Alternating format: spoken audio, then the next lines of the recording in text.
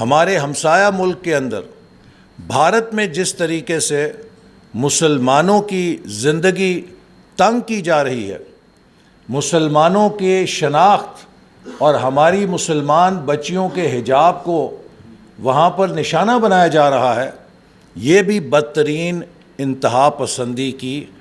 علامت ہے۔ اور کسی جگہ یہ انتہا پسندی نان اسٹیٹ ایکٹرز کے ذریعے پھیل رہی ہے اور کسی جگہ یہ انتہا پسندی سرکاری سرپرستی میں پھیل رہی ہے۔ جیسے کہ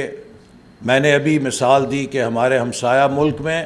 جو بھارت کی حکومت ہے وہ ایسے عناصر کی حوصلہ افزائی کر رہی ہے جو مسلمانوں کے خلاف تعصب پھیلا رہے ہیں اور مسلمانوں کو انتقامی کارروائی کا نشانہ بنا رہے ہیں۔ اسی طرح کچھ عرصے پہلے تک امریکہ جو دنیا میں جمہوریت کا لیڈر ہے اور بہت تعلیم یافتہ ملک ہے، وہاں پہ سابق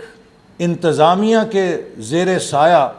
جس طرح مسلمانوں کے خلاف اور بالخصوص امیگرنٹس کے خلاف تعصب کو فروغ دیا گیا، وہ بھی ایک